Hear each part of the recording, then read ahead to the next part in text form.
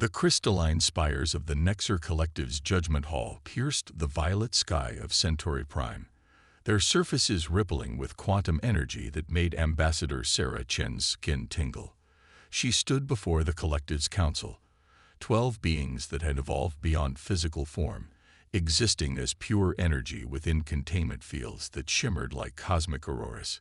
Humanity's genetic instability poses an unacceptable risk to galactic order, announced First Voice, its consciousness manifesting as patterns of light that danced through the chamber. Your species' rate of adaptation exceeds all known parameters. Sarah's hands clenched at her sides, diplomatic training mooring with rising anger. Our adaptability is precisely why we should be welcomed into the galactic community. In just 3 centuries, That is exactly our concern, interrupted Third Voice, its energy field pulsing with deep crimson. Your species achieved faster than light travel in 1/10 the expected time frame. Your neural plasticity allows you to interface with technologies designed for entirely different species. You solve problems in ways that defy established principles.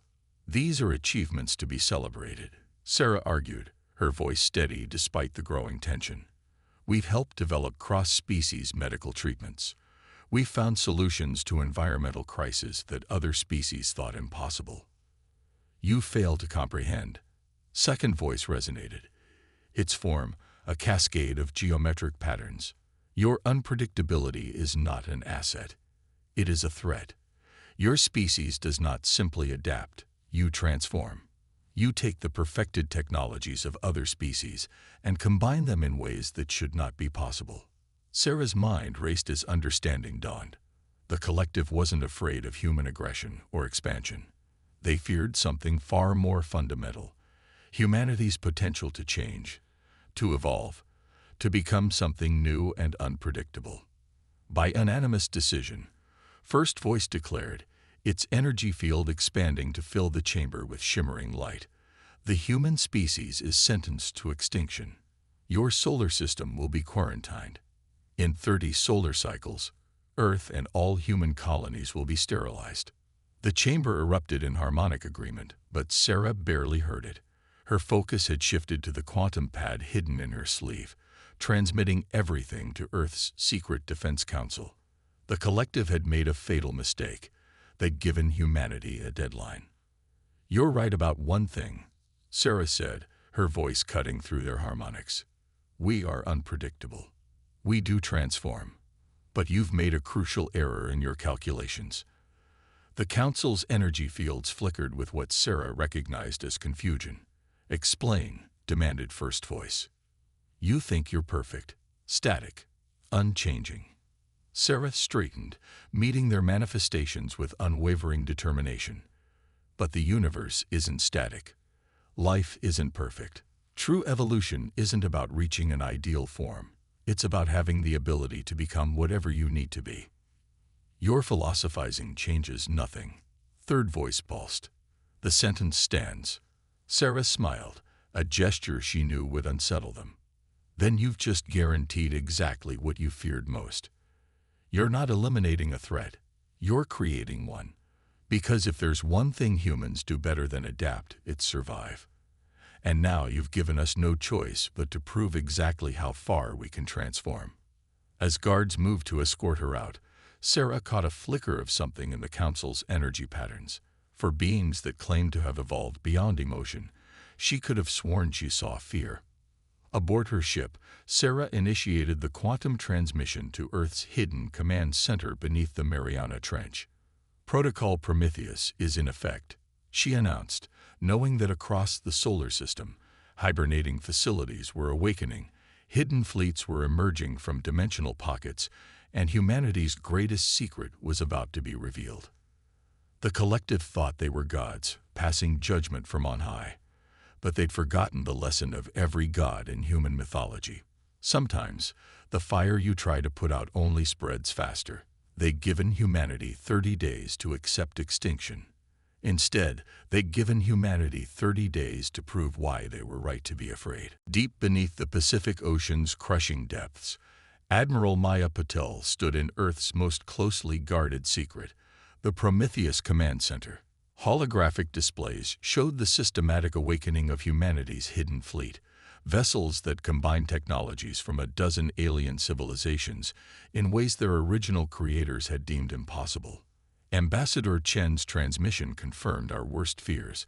Maya addressed the gathered military and scientific leaders, her dark eyes reflecting the blue glow of quantum displays. The Nexer Collective has sentenced us to extinction, but they've given us something precious: time. She gestured, and the central hologram expanded to show a massive underground shipyard carved into the asteroid Ceres. Project Chimera is no longer theoretical. Launch all vessels. Dr. Victor Santos, chief of Xenotechnology, stepped forward. The neural integration systems are untested at full scale.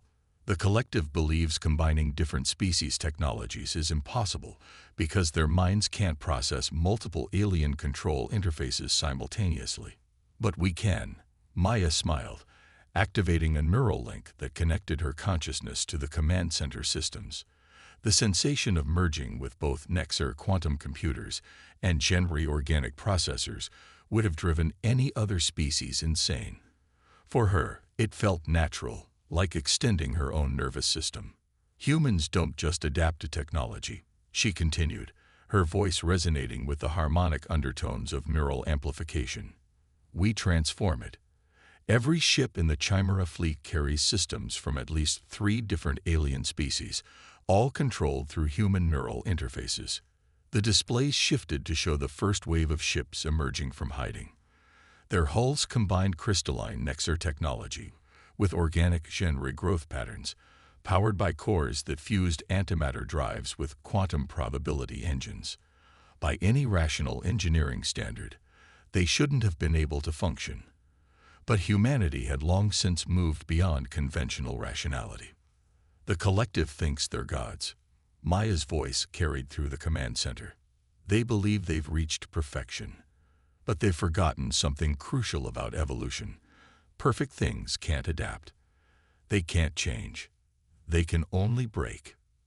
Alerts flashed as the first Nexer scout ships entered the solar system. Maya watched them through both physical sensors and quantum perception, their movements as predictable as their technology. The collected ships were perfect, optimized, absolutely efficient. And that would be their downfall. All ships, execute Operation Hydra, Maya commanded. Across the solar system, humanity's hidden fleet began to move. But they didn't follow conventional tactical patterns. Each ship's probability drive created multiple quantum shadows, making it impossible for Nexer sensors to determine which vessels were real and which were possibilities. They believe we're chaos, Maya said, watching the Nexer scouts' confusion through quantum space. They're right, but they don't understand that chaos is the mother of creation. Everything new, everything transformative, comes from chaos. Dr. Santos monitored the neural feedback readings with growing amazement. The fleet's neural networks, they're not just coordinating. They're evolving. Each pilot's connection is strengthening the others, creating patterns we never predicted. Maya nodded, feeling the change through her own neural link. Humanity wasn't just using alien technology. They were transforming it, and in the process, transforming themselves. The Nexer had been right to fear them, but wrong to think they could be stopped. Send word to all colonies and outposts, she ordered. Operation Diaspora begins now. We have 30 days not just to survive, but to prove that evolution isn't about reaching perfection. It's about having the courage to become something new. The first shots of the war were about to be fired, but Maya knew the real battle wasn't about weapons or ships. It was about 2 fundamentally different views of life itself. The Nexer believed in perfection, in stasis, in unchanging order. Humanity believed in change, in adaptation, in the beautiful chaos of becoming. And in 30 days, the galaxy would learn which path led to true survival. Captain Elena Torres watched the massive Nexer battle fleet emerge from quantum space, their crystalline ships arranging themselves in mathematically perfect formations. Through her neural interface, she could feel the enemy's presence, not just on sensors, but in the quantum realm where probability itself became a weapon. Phoenix Squadron, initialize chaos protocols, she commanded, feeling her consciousness merge deeper with her fighter's hybrid systems. The sensation was like diving into an ocean of possibilities, where thought became motion and intuition became reality. The Nexer fleet launched their first wave, 500 fighters moving in precise, calculated patterns. Alina smiled. Precision was predictable. Predictable was vulnerable. Show them how humans dance, she broadcast to her squadron. 20 human pilots engaged their probability drives simultaneously, each ship splitting into quantum shadows that existed in multiple states at once. To Nexer sensors, it would appear as if they faced hundreds of fighters, each moving in ways their combat computers claimed were impossible. The enemy formation broke apart as their targeting systems failed to distinguish real ships from quantum echoes. Alina's fighter dove through the chaos, its hull shifting between solid matter and quantum probability. The Nexer's energy weapons passed harmlessly through quantum shadows while human pilots struck at the gaps their perfectly ordered formations couldn't help but create. Evacuation fleet, you have your window, Alina called, watching the massive colony ships begin their burn toward predetermined quantum corridors. Each vessel carried thousands of humans, seeds of civilization that would be scattered across the galaxy. But the Nexer's supreme dreadnought was moving into position, its planet-killer weapon charging. Alina felt its power through quantum space, enough energy to crack a world. All units, execute Protocol Prometheus. Her squadron regrouped, their ship's hybrid systems synchronizing in ways that made them more than the sum of their parts. Nexer quantum technology, merged with Genri organic computers and human neural interfaces, created something entirely new. A collective consciousness that existed in both normal and quantum space. They think we're prey, Alina transmitted to her pilots. Show them we're the storm. Phoenix Squadron moved as one, their probability drives creating a quantum resonance that amplified each other's effects. The space around them began to twist as reality itself struggled to accommodate the impossible patterns they created. The Nexer dreadnought fired its planet-killer weapon, a beam of pure quantum energy that should have annihilated everything in its path. But humanity had learned to dance in quantum space, to exist in multiple states at once, to be both particle and wave, reality and possibility. Alina's consciousness expanded through the neural network, feeling every pilot, every ship, every quantum probability. Now, she commanded. Phoenix Squadron executed a maneuver that broke half a dozen laws of physics. Their quantum shadows consolidated into a single point of infinite probability, a mirror of chaos itself. The dreadnought's beam struck this point and reflected, its perfect order shattering against the crystalline perfection of its own ships. Evacuation complete, came the report from the colony ships. First wave away. Alina watched through both physical and quantum senses as the massive vessels vanished into fold space, carrying humanity's future to distant stars. The Nexer fleet was regrouping, their perfect formations reassembling, but she could sense confusion in their movements. They had expected to find chaos, disorder, prey to be culled. Instead, they had found dancers in the quantum storm, beings who could turn impossibility into advantage, who could take the perfect weapons of their enemies and reflect them back through the lens of human adaptability. Phoenix Squadron, plot return course, Alina ordered, watching the Nexer ships through quantum space. Let them analyze this battle. Let them try to understand how we did the impossible, because next time, we'll do something even more impossible. As her squadron retreated, Alina sent a final quantum pulse toward the Nexer fleet, not an attack, but a message encoded in the very fabric of space-time. You thought you were gods passing judgment, but you forgot that gods can fall. And humanity, we're still learning how high we can climb. The battle was over, but the war was just beginning. And with each engagement, humanity wasn't just fighting. They were evolving, transforming, becoming something that even they couldn't predict. The Nexer had feared human potential. Now, they would learn why. Dr. Kira Patel stood in the observation dome of New Terra Station, watching the children playing in the artificial gravity field. Through both her eyes and the station's quantum sensors, she could see what the Nexer Collective had feared most: human evolution in action. 10-year-old Marcus floated in zero gravity, his body instinctively manipulating quantum fields in ways that should have been impossible. Near him, twin sisters Ada and Eve communicated without words, their neural patterns synchronized through quantum entanglement that had developed naturally in their brains. Recording log entry, Kira spoke, her neural implant translating thoughts directly into the station's database.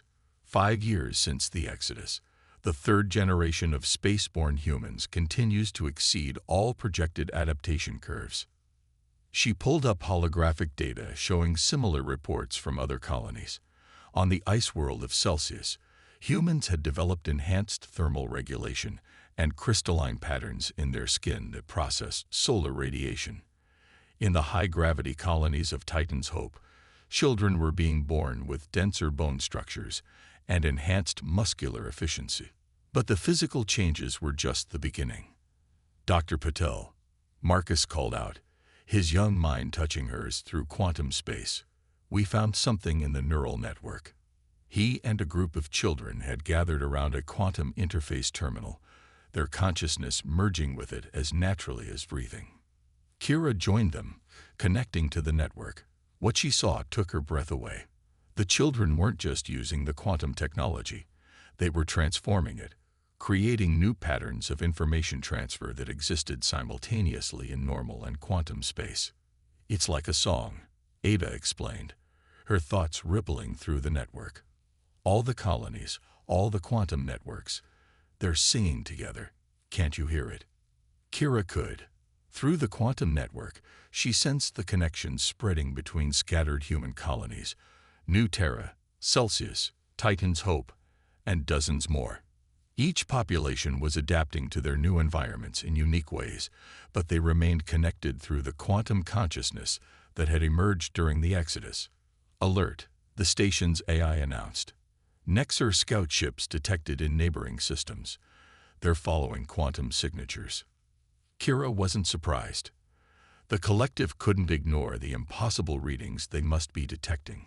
Human colonies not just surviving but thriving in environments that should have killed them, quantum patterns that defied their understanding of physics, children who could perceive and manipulate the fundamental forces of reality. Let them come, Marcus said, his young voice carrying the weight of certainty. We're not what they think we are anymore. Through the quantum network, Kira sensed similar conversations happening across human space. The scattered colonies weren't just surviving. They were becoming something new, something that transcended traditional definitions of human evolution. Send word to Admiral Patel, she instructed the AI, thinking of her sister Maya, who had helped orchestrate the Exodus. Tell her the children are ready. The Nexer didn't understand what they were creating when they tried to destroy us. They thought they were gods passing judgment, but instead, they were midwives, Ada finished, her quantum consciousness brushing against Kira's. They forced us to change, to adapt, to become what we were always meant to be. Outside the station, the quantum field rippled with the thoughts and dreams of a new human species, one that could survive anywhere, adapt to anything, and remain connected across the vast distances of space. They had lost Earth, but they had gained the stars themselves. The Nexer Collective had feared human potential for change. Now they would witness that change in its full glory as humanity transformed not just themselves, but the very nature of life in the galaxy. And through the quantum networks that connected all human colonies, a new kind of consciousness was emerging, one that would redefine what it meant to be human in ways that even the most advanced species could never have predicted. The Nexer Collective's judgment hall stood silent as Ambassador Sarah Chen returned, 10 years after they had sentenced humanity to extinction. But she wasn't alone. Through quantum space, the consciousness of every human colony resonated with her presence, a symphony of evolved minds that made the crystalline chambers vibrate with possibility. You return to your executioners. First voice manifested, its energy form rippling with uncertainty. Your species was sentenced to extinction, yes. Sarah smiled, her neural patterns interfacing effortlessly with the chamber's quantum matrix. But you can't execute what we've become. Would you like to see? She opened her consciousness fully, allowing the quantum network to flow through her. The chamber's crystalline walls responded, reflecting the reality of humanity's evolution. Images formed in quantum space. Children born on ice worlds with crystalline skin that processed solar radiation. Deep space colonists who could perceive quantum probability directly. Minds that could merge with any technology and transform it into something new. Impossible. Third voice pulsed. These adaptations should take millions of years. Impossible. Sarah laughed, the sound carrying harmonic overtones that made the chamber's quantum fields ripple. You forced us to adapt or die. Did you think we would choose death? Through her quantum connection, she sensed the approach of the human fleet. Not just ships, but living extensions of human consciousness. Admiral Maya Patel led them, her mind synchronized with thousands of others through the quantum network that now connected all of humanity. You feared we would spawn 1,000 competing subspecies, Sarah continued. Instead, we became something far more remarkable. Show them, children. Through quantum space, the consciousness of the colony-born generation touched the chamber. The Nexer Council recoiled as they sensed minds that could exist in multiple states simultaneously, that could reshape reality through pure thought, that had transcended the boundaries between biology and quantum physics. What have you become? Second voice demanded, its perfect energy form fluctuating with what could only be described as fear. We've become what life was always meant to be. Sarah answered, not perfect, not static, not unchanging. We've become evolution itself, endless adaptation, endless transformation, endless possibility. The human fleet emerged from quantum space, their ships no longer mere vessels but living extensions of human consciousness. Each one represented a different path of human evolution, yet all remained connected through the quantum network that had emerged during their exodus. You thought you were gods, Sarah said, her voice carrying the weight of humanity's transformed consciousness. You thought you had reached the pinnacle of evolution. But true divinity isn't about achieving perfection. It's about having the courage to constantly become something new. Through quantum space, she shared humanity's offer. Not surrender, not war, but transformation. The knowledge of how to break free from the prison of perfection, how to embrace change and evolution once again. Your sentence of extinction forced us to become something greater than we ever imagined. Sarah concluded. Now we return, not for revenge, but to offer you the same choice you gave us. Evolve or fade away. Because the universe isn't a place for perfect, unchanging things. It's a place for those who dare to transform. The Nexer Council faced a species that had taken their worst fear, chaotic, unpredictable evolution, and turned it into their greatest strength. Humanity hadn't just survived. They had transcended the very concept of species, becoming living proof that the only true perfection was the ability to change. In the quantum silence that followed, Sarah felt the ripples of possibility spreading through space. The Nexer Collective had tried to play gods and failed. Now they would learn from those they had judged unworthy, as humanity led the galaxy into an age of endless transformation. The story that began with a sentence of extinction ended with a gift of liberation. Humanity had lost their cradle, but gained the cosmos itself, becoming not the gods the Nexer had tried to be, but something far more profound, beings who had embraced the infinite possibility of change. And in the quantum networks that now spanned the galaxy, the song of human evolution continued, an endless symphony of transformation that would reshape the universe itself.